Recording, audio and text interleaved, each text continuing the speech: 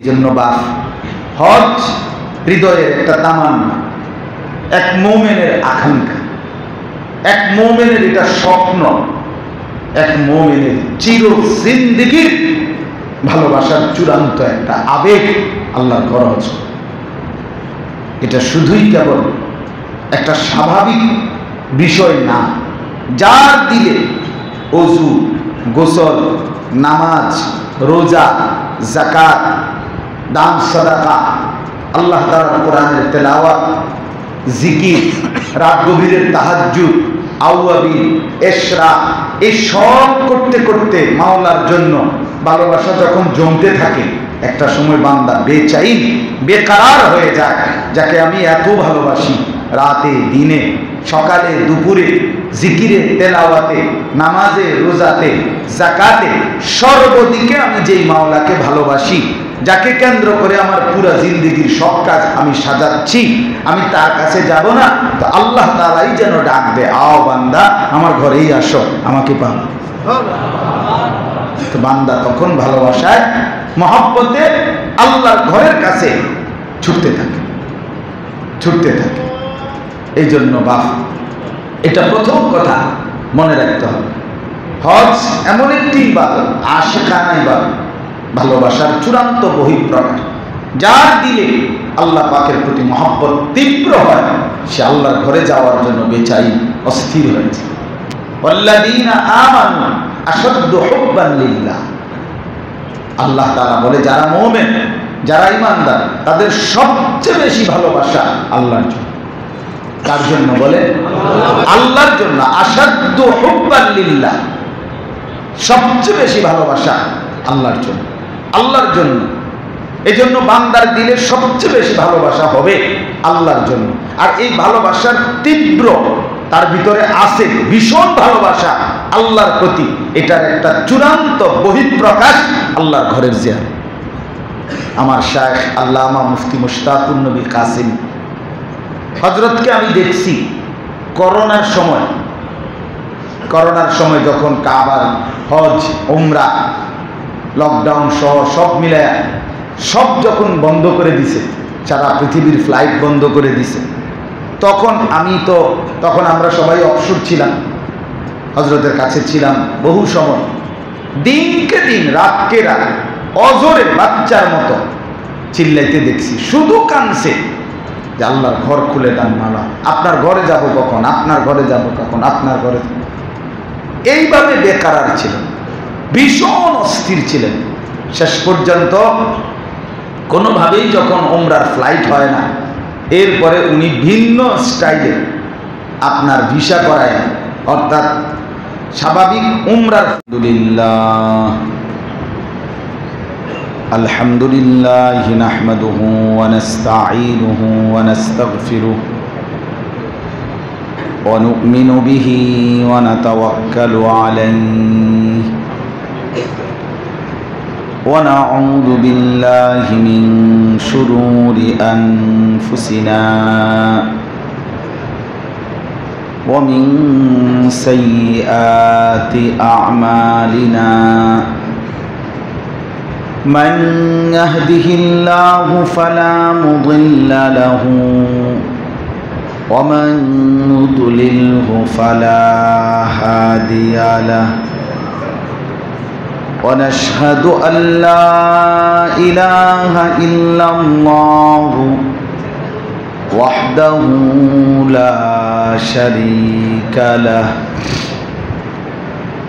ونشهد أن سيدنا وحبيبنا ومولانا محمدا عبده ورسوله أما بعد فأعوذ بالله من الشيطان الرجيم بسم الله الرحمن الرحيم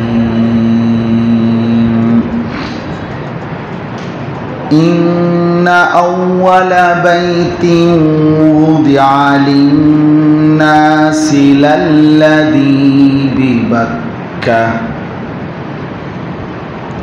للذي ببكة مباركا وهدى للعالمين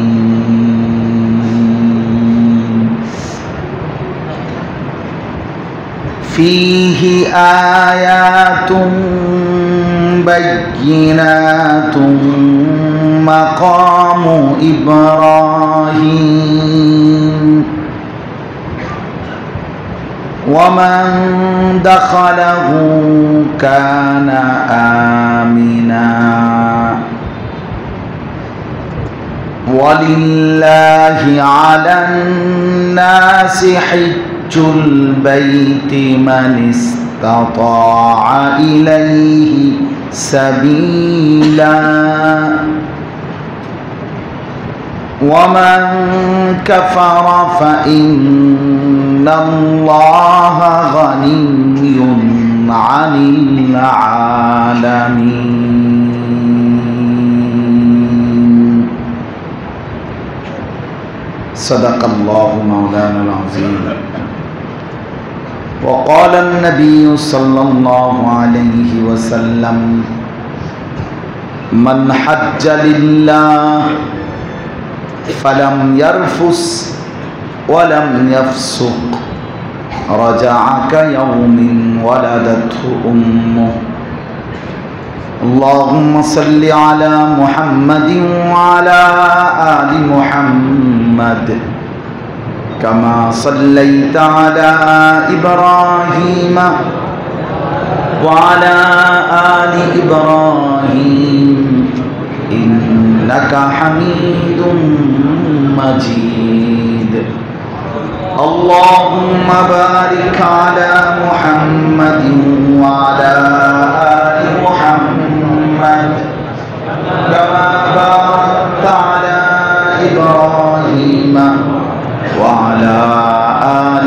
إبراهيم إنك حميد مجيد سبحانك لا علم لنا إلا ما علمتنا إنك أنت العليم الحكيم الحمد لله আল্লাহ পাক রব্বুল ইজ্জত যুল জালাল ওয়াল ইকরামের ফজল কারম রব্বুল আলামিনের অপরিসীম ইহসান মেহেরবানি দয়া আল্লাহ তাআলা আমাদেরকে আজ 8 মে 2024 রোজ বুধবার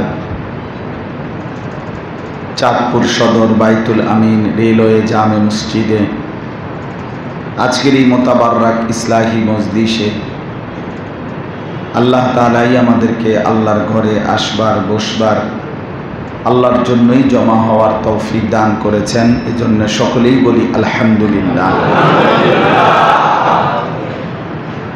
যেটুকু সম্ভব সবাই যদি মনোযোগ দিয়ে শুনেন তাহলে আমরা সবাই লাভবান হব আল্লাহর কথা দিল দিয়ে শুনলে ভালো আন্তরিকতা নিয়ে শুনলে গ্রহণ করার মানসিকতা নিয়ে শুনলে ফায়দা হয় জিন্দেগি বদলায় নিজের ভেতরে পরিবর্তনের মানসিকতা তৈরি হয় অনুভূতি জাগে দিল নড়ে ওঠে বিবেক নড়ে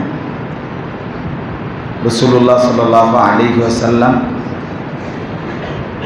হাদিসে পাকে ইরশাদ করেছেন ইদা সাররাতকা হাসানাতু ওয়া সাআতকা সাইয়্যাতু ফাআনতা মুমিন যখন তোমার নেক কাজ তোমাকে আনন্দিত করে যখন তোমার গুনাহ তোমাকে ব্যথিত করে পেরেশান করে তো বুঝবে এখনো তুমি মুমিন তার মানে নেক কাজ করলে দিলের মধ্যে খুশি অনুভব হয় গুনাহ এবং নাফরমানি করলে অন্তরের মধ্যে অস্থিরতা অনুভব হয় আহা কি করলাম এটা কেন করলাম এমনটা কেন করলাম এতটুকু অনুভূতি যখন মরে যায় কারো গুনার পর গুনাহ, নাফরমানি করছে, কিন্তু কোনো লজ্জা শরম অনুভূতি বিব্রত ভাব কিচ্ছু নেই, হাসতে হাসতে নাফরমানি করছে, একবারে স্বাভাবিকভাবে মনের ইচ্ছা মতো চলতেছে,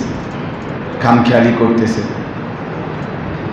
মিথ্যা কথা বলতেছে আজকে 30 বছর, সুদের লেনদেন করে আজকে 30 বছর, প্রতিদিন ওজনে কম দেয়, স্বাভাবিক, প্রত্যেক দিন পণ্যের গুণাগুণ কাস্টমারের কাছে মিথ্যা বলে, এবং এটাকে সে স্বাভাবিক মনে করে, হাসতেছে, খাইতেছে, চা খাইতেছে, মিশা কথা করতেছে, বিড়ি খাইতেছে, সিগারেট খাইতেছে, গফও মারতেছে, আবার বাটপারি সিটারিও করতে, বাহ, মানে একদম স্বাভাবিক বিষয়। এটা যে গুনাহ, এটা যে পাপ, এটা যে তার জন্য ক্ষতি, এমন কোনো অনুভূতি কিচ্ছু নেই। এই লোকটার দিল তো মরে গেছে। মহিলাটা 20 বছর ধরে বেপর্দা, প্রতিদিন একই রকম, ঘরে প্রতিদিন রঙিন টেলিভিশন চলতেছে, স্ত্রী সন্তান ছেলে মেয়ে নাচ গান দেখতেছে, স্বাভাবিকভাবে ভদ্রলোক এই ঘরে বসে এদের সাথে খাইতেছে, কথাবার্তা বলতেছে, নুডলস খায়, হালিম খায়, চা খায়, বাহ, অসাধারণ। এই যে নাফরমানির জিন্দেগি, যে জীবনে গুনাহ নাফরমানি হওয়ার পরেও কোনো অনুভূতি জাগে না, দিল নড়ে না, লজ্জিত ভাব বিব্রত ভাব আসে না, এটা কিন্তু আর মানুষ থাকে না। এই লোক কিন্তু আর মানুষ না, এরে আর মানুষ বলে না, এরেই জানোয়ার বলে, একেই হাইওয়ান বলে, জানোয়ার। ইনহুম ইল্লা কাল আনআম। এজন্য আল্লাহর কথা যদি কেউ মনোযোগ দিয়ে শুনে, দিল দিয়ে শুনে, আন্তরিকতা নিয়ে শুনে, ধীরে ধীরে দিলের মধ্যে অনুভূতি জাগে, বিবেক নড়ে ওঠে, বিবেকের দংশন, বিবেকের একটা জ্বালা পোড়া হয়। আর আল্লাহওয়ালাদের, ওলামায়ে কেরামের নসিহতের মাধ্যমে এই ধারাবাহিক শুনতে থাকলে, কারো আগে, কারো পরে, কারো এখন, কারো 2 বছর পরে হোক, 10 বছর পরে হোক, শুনতে থাকলে লাগাতার, অবশ্যই পাথরের মধ্যেও যদি ধারাবাহিক পানি পড়ে, বৃষ্টির ফোঁটা, তো শক্ত পাথরও একসময় ছিদ্র হয়ে যায়, গর্ত হয়ে যায়। তো মানুষের দিল তো পাথরের চাইতে নরম হওয়ারই কথা। মানুষের দিল তো গোশতের টুকরা, পাথরের টুকরা না। নবী সাল্লাল্লাহু আলাইহি ওয়াসাল্লাম তো এটাকে গোশতের টুকরা বলছেন, মোদবা। তাহলে এটা একটা গোশতের টুকরা, এটা তো পাথরের মতো হওয়ার কথা না। এজন্য আমার অনুরোধ রইল, আলহামদুলিল্লাহ, আমার শায়েখ আরিফ বিল্লাহ হাকিমুন নফস আল্লামা মুফতি মুশতাকুন নবী কাসিম হযরত দামাত বারাকাতুহুম, তিনি মূলত বয়ান করবেন, ইনশাআল্লাহ আপনারা শুনবেন। তা আপনাদের কাছে আমার অনুরোধ, শতভাগ মনোযোগ দিয়ে, আন্তরিকতা নিয়ে, আপনার দিলটাকে খুলে গ্রহণ করার মানসিকতা নিয়ে বয়ান শুনবেন, তাইলে ইনশাআল্লাহ ধীরে ধীরে বদলাবে, জিন্দেগি সুন্দর হবে। এই হাতে ধরে মোবাইল রাখলে এই মনোযোগ হয় না, এটা আমার একটা পরীক্ষিত আমল। যাদের হাতে মোবাইল, এই মোবাইল এটা আলগি দিয়া ধরলে সারাক্ষণ দিন আপনার মোবাইলের প্রতি থাকে, মানে আমার মোবাইলটার মধ্যে ঠিক মতো উঠতেছে কিনা, এটার মধ্যে সুন্দর করে উঠছে কিনা। তো এইটার মধ্যে মনে করেন খুব সুন্দর উঠছে, একবারে সাউন্ড ক্লিয়ার, হুজুরের ছবিটাও উঠছে ভালো মতো, পুরা বয়ানটা উঠছে, কোনো কিছু বাদ যায় নাই। তো এই মোবাইলে না সুন্দর হইল, আমনের হালাত কি সেটা কোন? আপনার নিজের ভিতরে কোনো নড়াচড়া আসলো কিনা সেটা বলে। দেখার বিষয় তো হইল আপনার অবস্থা কি, আপনার হালাত। হযরত ইরবাজ ইবনে সারিয়া রাদিয়াল্লাহু তাআলা আনহু, তিনি বলছেন যে নবী সাল্লাল্লাহু আলাইহি সাল্লাম আমাদের মাঝে ওয়াজ করলেন, ওয়াজানা রাসূলুল্লাহ সাল্লাল্লাহু আলাইহি ওয়াসাল্লাম। তো নবীজির ওয়াজ করার পরে সাহাবী বলতেছেন আমাদের প্রতিক্রিয়া কি হলো? তো নবী সাল্লাল্লাহু আলাইহি সাল্লামের সাহাবী বলেন আমাদের প্রতিক্রিয়া হলো দুইটা, জারাফাত মিনহাল উয়ুন ওয়া ওয়াজিলাত মিনহাল কুলুব। আমাদের সকলের চোখগুলো থেকে অঝরে পানি ঝরতে লাগলো এবং আমাদের অন্তর আল্লাহ তাআলার ভয়ে কাঁপতে শুরু করলো। তো তাহলে এটা হলো কি? প্রতিক্রিয়া, ওয়াজের প্রতিক্রিয়া। কি হলো? লাভ কি হলো? সাহাবী বলতেছেন এই দুইটা হলো, চোখ ভিজে গেল, দিল আল্লাহর ভয়ে কাঁপতে শুরু করলো। এটা ছিল মাকসাদ, এটাই হওয়া উচিত, এটাই উদ্দেশ্য।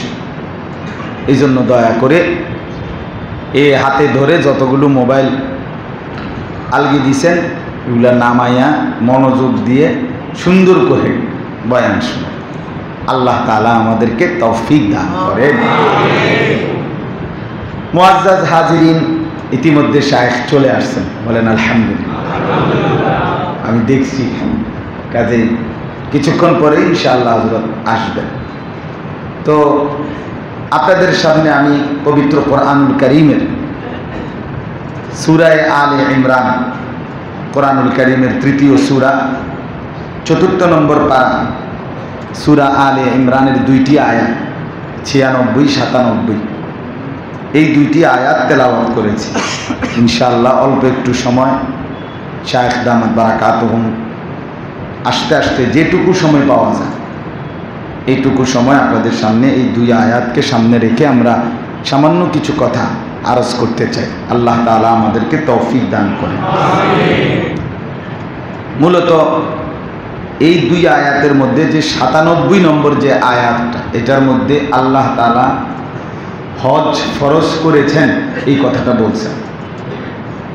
ওয়ালিল্লাহি আলান নাসি হিজ্জুল বাইত, আল্লাহর সন্তুষ্টির জন্য মানুষদের উপরে ফরজ করা হলো আল্লাহর ঘরের হজ।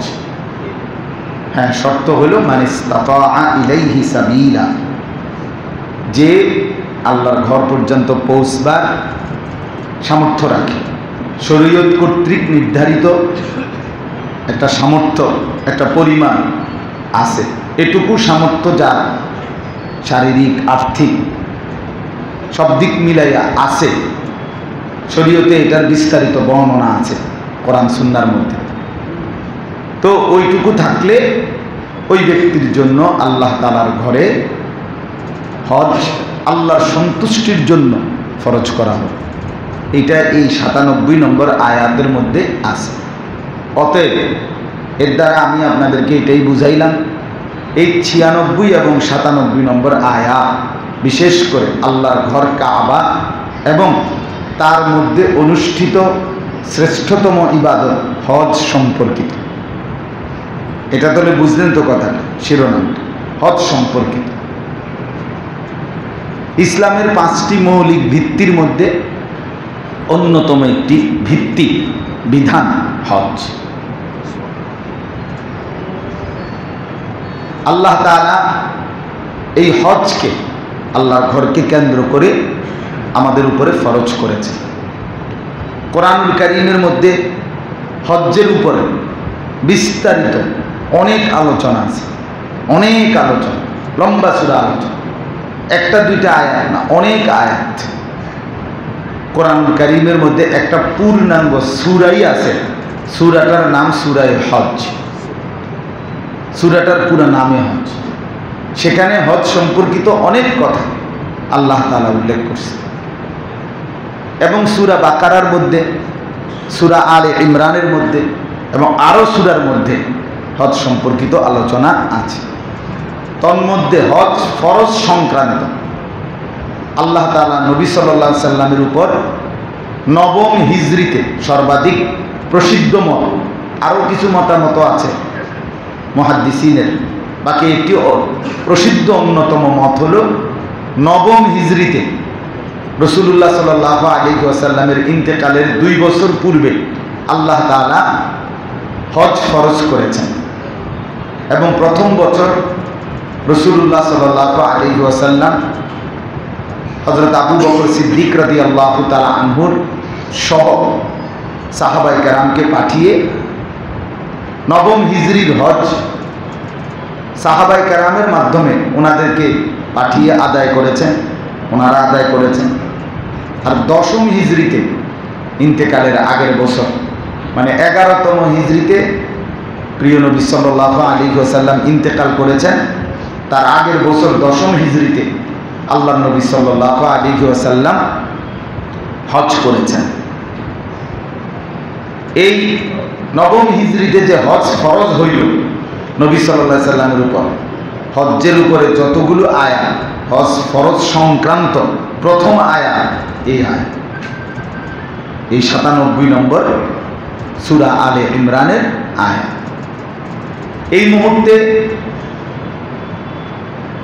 আপনার পুরাপুরি হজের মাস শাওয়াল, যুলকাদা, যুলহজ্জা, মানে আমরা যেটাকে স্বাভাবিক জিলকদ জিলহজ বলি, শাওয়াল, জিলকদ, জিলহজ, এই তিনটি হজের মাস, হজ্জের মাস। এই জন্য এই মুহূর্তে সারা পৃথিবীতে আল্লাহর বান্দাদের প্রস্তুতি, লাখ লাখ ইমানদার মুসলমানের হৃদয়ের আকুতি, প্রস্তুতি আল্লাহর ঘরের জিয়ারত। আল্লাহর ঘরের জিয়ারতের উদ্দেশ্যে ইতিমধ্যে বিশ্বের বিভিন্ন অঞ্চল থেকে ফ্লাইট পৌঁছে গেছে এবং বাংলাদেশ থেকেও আগামীকাল ফ্লাইট শুরু হবে ইনশাআল্লাহ। তো এই কারণে এই মুহূর্তে মুনাসিব উচিত এই হজ সম্পর্কিত কিছু কথা বলা। এই জন্য আমি আপনাদের সামনে এই দুইটা আয়াত তেলাওয়াত করেছি। হজ মূলত আল্লাহ তাআলার পক্ষ থেকে ফরজকৃত এই ইবাদতটি শুরু থেকে শেষ পর্যন্ত পুরাপুরি আশিকানা একটি ইবাদত, অর্থাৎ আল্লাহ তাআলার মহব্বত, ভালোবাসার চূড়ান্ত বহিঃপ্রকাশ হজ। কোনো ব্যক্তি আল্লাহকে ভালোবাসে, ভীষণ ভালোবাসে, আল্লাহ তাআলার মহব্বত তার মধ্যে অত্যধিক, এটার চূড়ান্ত একটি বহিঃপ্রকাশ হজ। হজ্জের মাধ্যমে বান্দা আল্লাহ তাআলার ভালোবাসা, মহব্বতের বহিঃপ্রকাশ চূড়ান্তভাবে করে। এটা একটা আশিকানা ইবাদত। হজ মানে ঘোরাফেরা, হজ মানে আল্লাহকে তালাশ করা, হজ মানে আল্লাহ তাআলার মহব্বতে ঘোরাঘুরি করা, ঘোরাঘুরি করা, এটাই ইবাদত। এই মাত্র দাঁড়াইল আল্লাহর ঘরের সামনে, চারদিকে ঘুরতে বলল তাওয়াফ, এরপরে বলল এবার সাফা মারওয়া পাহাড়ে, সেখানে যাও, সেখানেও কতক্ষণ 7 বার চক্কর দিল। এরপরে একটু সময় পরে বলল যে এবার মিনার প্রান্তরে যাও, ওইখানে যাও, মক্কায় আর থাকবা না। তো সেখানে কি করো? সেখানে বসে বসে ইবাদত করো। তো এরপর দিন সকালবেলা তো এখন আরাফার ময়দানে আরও দূরে যাও, সেখানে কি করো? সেখানে আল্লাহ বিল্লাহ করবা। তো এরপরে আবার আসো মুজদালিফায়, মুজদালিফায় আবার রাত কাটিয়ে আবার মিনা পাথর মারতে আসো, আবার কাবা, আবার কুরবানি, আবার তাওয়াফ, আবার সাই, আবার মিনা। মানে এক জায়গায় আল্লাহ বান্দাকে স্থির থাকতে দেয়, তাকে শুধু সারাক্ষণ ঘুরায়, এখান থেকে ওখানে, ওখান থেকে। আরে ভাইয়া এত টাকা 7-8 লাখ টাকা খরচ করে আসলাম, এরকম শুরু করলেন কিন্তু জিরাই না, জিরাই। আরে আমার এখানে এরকম শুরু করলেন, আমার একে উদার ঘুরাইতে না, কোনো একটা জায়গায় স্থির হতে দিচ্ছেন না। তো আল্লাহ তাআলা যেন বলে বান্দা এইটাই ইবাদত, আমার জন্য ঘুরবা, আমার জন্য ঘুরবা, একবার আমার ঘরের কাছে, একবার পাহাড়ে, একবার মিনায়, একবার আরাফায়, একবার মুজদালিফায়, একবার আবার পাথর মারো, শুধু ঘুরবা, আমারে তালাশ করবা। তো বিনিময়ে আমি কি দেব? সুবহানাল্লাহ। আল্লাহ তাআলা নবী সাল্লাল্লাহু আলাইহি সাল্লামের জবান দিয়ে শুনাইছেন, রাজাআকা ইয়াউমিন ওয়ালাদাতহু উম্মু, মায়ের পেট থেকে নবজাতক সন্তান যেরকম বেগুনা মাসুম হয়ে নিষ্পাপ হয়ে বের হয়, আমি তোমাকে এমন নিষ্পাপ বানিয়ে বাড়িতে পাঠিয়ে দেব। এই ঘুরতে ঘুরতে ঘুরতে ঘুরতে সাফ, ঘুরতে ঘুরতে কি সাফ, একদম পরিষ্কার। ঘুরতে ঘুরতে তোমারে আমি ঘুরাইতে ঘুরাইতে ওয়ালিন্নাসি ফীমা ইয়াশকুনা মাদাহিবা, প্রেমের আছে নানান ধারা, যে ধারায় যে চলতে পারে প্রেমিক জনায় দোষ দিও না, প্রেমী তারে ঘুরিয়ে মারে। এটা বাংলা ভাষার একটা প্রবাদ। ভালোবাসায় তারে ঘুরায়, মহব্বতেই তাকে ঘুরায়। এই জন্য হজ মানে ভালোবাসার ঘোরাঘুরি, হজ মানে আশেকানা ঘোরাঘুরি, ভালোবাসার চূড়ান্ত বহিঃপ্রকাশ। এই জন্য বাপ হজ হৃদয়ের একটা তামান্না, এক মুমিনের আকাঙ্ক্ষা, এক মুমিনের এটা স্বপ্ন, এক মুমিনের চির জিন্দেগীর ভালোবাসার চূড়ান্ত একটা আবেগ আল্লাহর ঘর হজ।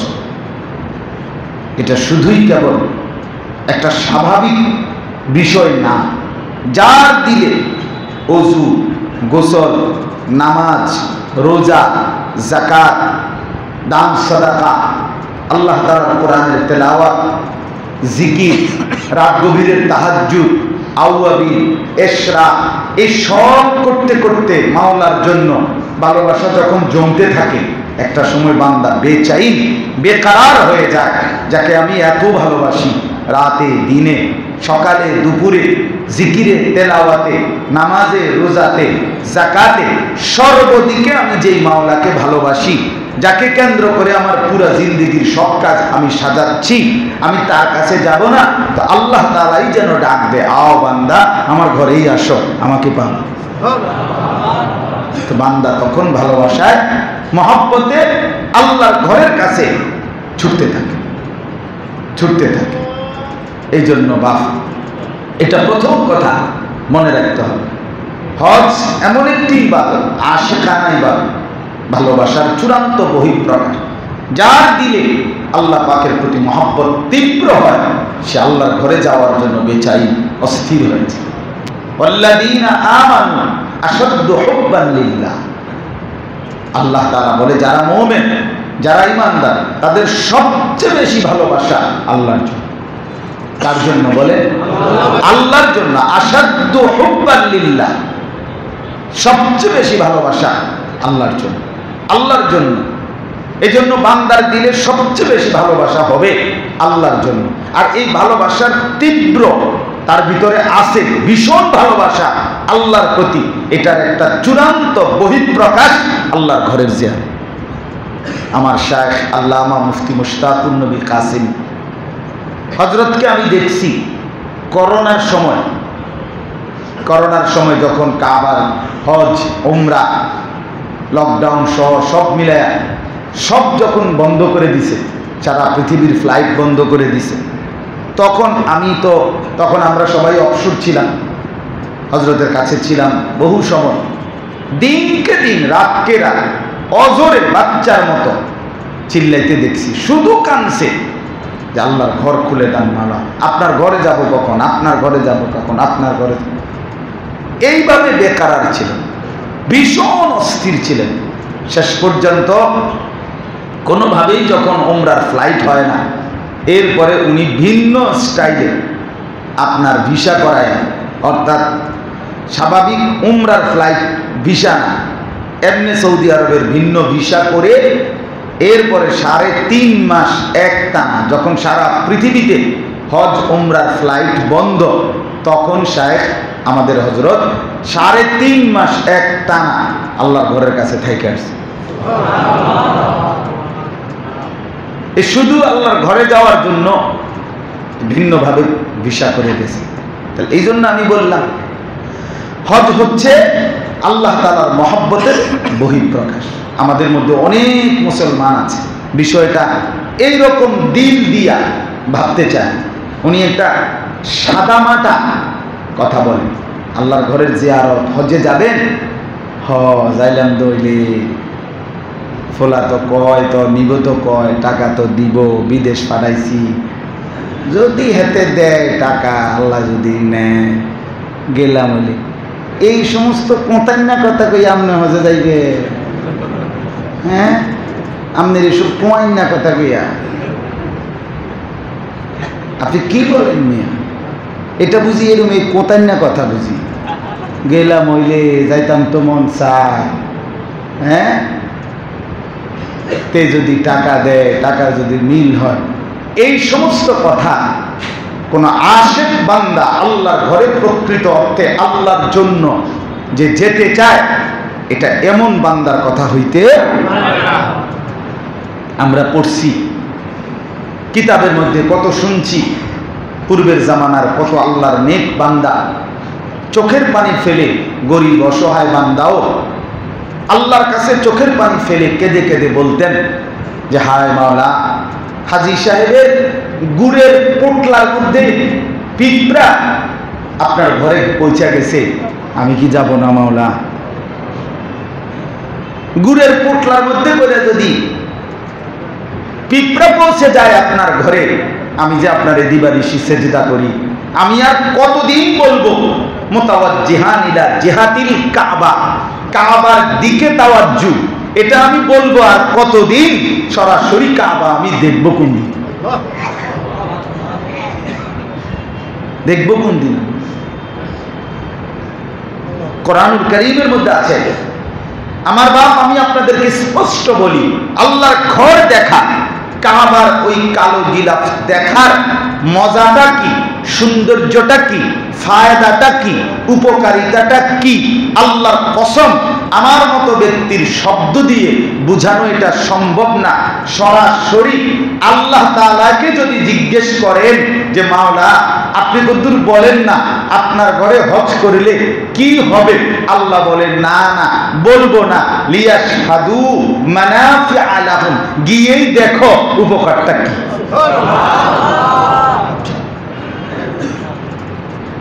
আপনি যদি বলেন আল্লাহর ঘর দেখতে কেমন, গিয়ে দেখেন। তাওয়াফ করতে কেমন লাগে হুজুর, গিয়ে দেখেন। লিয়াশহাদু, ও পৌঁছে দেন, পৌঁছে দেন। ওয়াদ্দিন ফিন্নাসি বিল হজ্জ ইয়াতুকা রিজালান ওয়া আলা কুল্লি যামিরিন ইয়াতিনা মিন কুল্লি ফাজ্জিন আমিক লিয়াশহাদু মানাফিআ লাহুম। এই যে আল্লাহ তাআলা ইব্রাহিম আলাইহিস সালামকে দিয়ে নূহ আলাইহিস সালামের প্লাবনের সময়, বন্যার সময় কাবা ঘরের ভিত্তিটা বিধ্বস্ত হয়ে গেছিল, ইব্রাহিম আলাইহিস সালামকে দিয়ে আল্লাহ তাআলা পুনরায় সেই কাবা পুনর্নির্মাণ করে আল্লাহ তাআলা বললেন, আপনি এবার মানুষদের মাঝে ঘোষণা করে দেন হজ্জের ঘোষণা। আপনি শুধু একবার ঘোষণা দিয়ে দেন, বাকি কিয়ামত পর্যন্ত কত লোক আমার ঘরে আসবে সেটা আমি আনাম, আমি আনাম। ইয়াতুকা রিজালান, এই ঘরের কাছে কেউ পায়ে হেঁটে আসবে, কেউ আলা কুল্লি যামিরিন, এত দূর থেকে আসবে উটের পিঠে চড়ে, যে আসতে আসতে উট বাহন পর্যন্ত দুর্বল হয়ে যাবে। ইয়াতিনা মিন কুল্লি ফাজ্জিন আমিক, আল্লাহ তাআলা ওয়াদা দিবেন ইব্রাহিম আলাইহিস সালামকে, বন্ধু মনে রাখবেন পৃথিবীর প্রতিটা গলি, প্রতিটা রাস্তা, যেখানেই আমার ইমানদার বান্দা আছে, সেই গলি গলি, রাস্তা রাস্তা দিয়েই আমি আল্লাহ এই ঘরে আমার বান্দাকে আনবো। তো এরপরে আল্লাহ বলছেন লাভ কি, লিয়াশহাদু, সে যেন দেখে আসে। তাহলে এটা শব্দ না, এখানে শব্দ দিয়ে বোঝানো না, হবে না।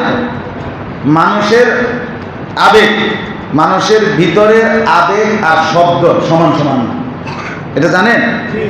কোনো মানুষই পারবে না তার ভিতরের আবেগ শব্দ দিয়ে পূর্ণ সমানভাবে বুঝানো, এটা সম্ভব। আবেগ এবং শব্দ সমান না, শব্দ কম, শব্দ কম। এই জন্য মানুষ আপনার অসংখ্য বিষয়ে অনেক সময় মানুষ তার মনের সব কথা, আবেগ, অনুভূতি শব্দ দিয়ে বুঝাইতে পারে না, আটকায় যায়, আটকায় যায়। মানুষের জন্য বলে ভিতরে আরো বহুত কথা আছে, কইতাম ঠিক না, বলেন না? আমি বলেন আরো বহুত কিছু কইলাম, রে পারলাম। ভিতরের আবেগ।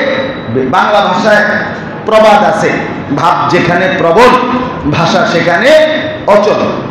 অর্থাৎ যেখানে খুব বেশি আবেগ, মানুষ যখন আনন্দের আতিশয্যে দুঃখ বেদনাতেও মানুষ অনেক সময় শব্দ ভুলে যায়, মানে আটকায় যায়, কথার কথা বা ক্রুদ্ধ জবান বন্ধ হয়ে যায়। তো আল্লাহর ঘরে ওয়ালিল্লাহি, এখানে একটা শব্দ আছে, প্রথম শব্দ আল্লাহ বলছে